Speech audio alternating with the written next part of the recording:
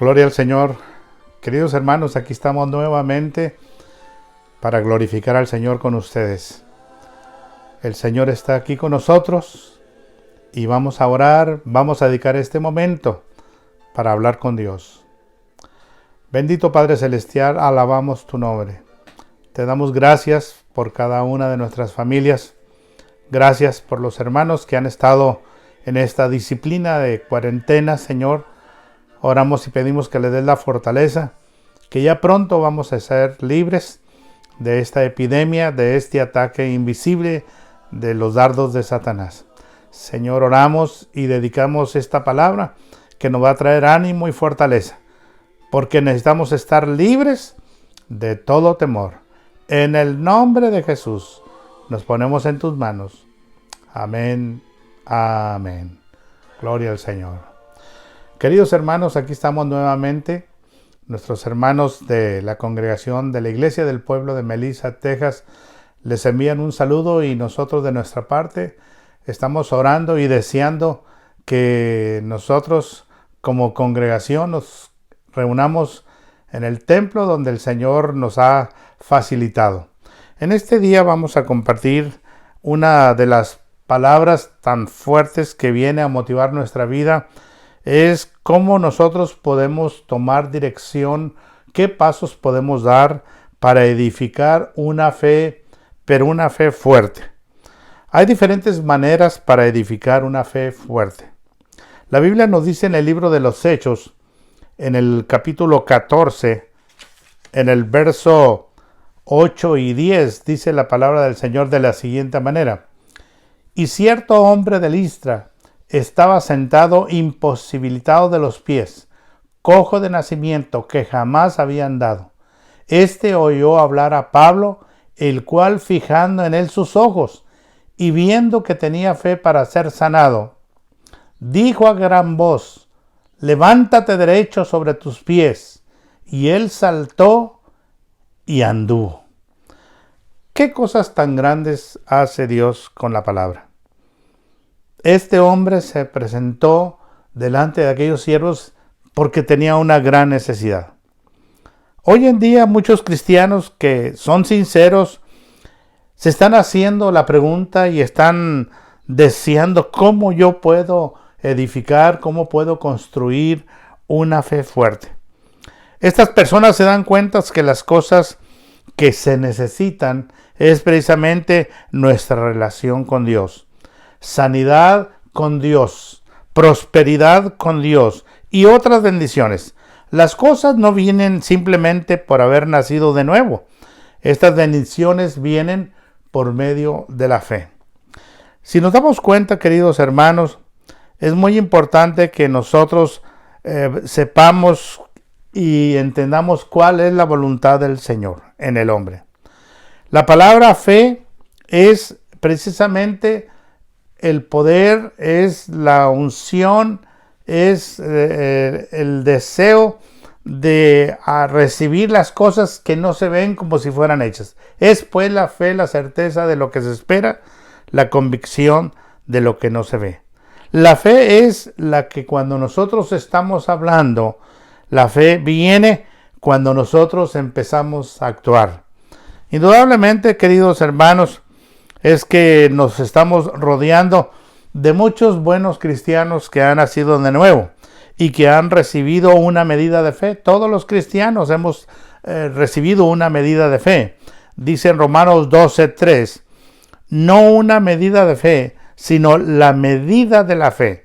Mire lo que dice la Escritura. Digo pues, por la gracia que me es dada, a cada cual que está entre vosotros, que no tenga más alto concepto de sí que el que debe de tener, sino que piense de sí con cordura, conforme a la medida de fe que Dios nos repartió a cada uno. Nosotros nos damos cuenta, queridos hermanos, que hay una medida de fe. Después de la salvación no depende sino solamente de usted crecer o no crecer en su fe. Es muy extraño que muchos cristianos se rodean de cosas, de causas, a veces se ponen débiles en su fe, a veces se reúnen en las iglesias y como no se enseña la palabra, escuchan ideas, filosofías o pensamientos que no vienen a hacer crecer su fe. Pero la Biblia nos dice claramente en la palabra aquí en Hebreos 11:6, pero sin fe es imposible agradar a Dios. Una de las cosas tan importantes que debemos de entender es que la única manera de poder agradar a Dios es cuando nosotros mostramos nuestra fe. La fe lo que hace es alimentar nuestro espíritu. La fe lo que hace es darnos una dieta, pero una dieta constante de crecimiento. A veces las cosas exteriores, los trabajos, las cosas materiales, pues nos dan satisfacciones, nos dan ciertas alegrías, el estar en el campo, el poder disfrutar de algunas cosas, el tener un carro nuevo, pues nos trae algunas satisfacciones. Pero cuando nosotros nos rodeamos y nosotros empezamos a recibir, a crecer, a rodearnos de esa fe que empieza a nutrir nuestra alma, nuestro entendimiento, viene un momento en que cualquier cosa que usted clame al Señor, que usted pida, el Señor se la concede. Porque la Biblia dice que para el que tiene fe, todo le es posible.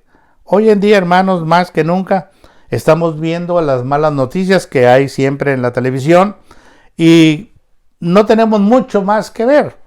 ¿Por qué no nos dirigimos a la palabra? ¿Por qué no estamos pensando un poquito en la palabra y nos motiva, hermanos, a crecer? Cuando nosotros hablamos de la palabra de Dios, el tiempo, hermanos, nos trae bendición. Una de las cosas que yo he aprendido a través de los años es que Dios tiene todo en sus manos.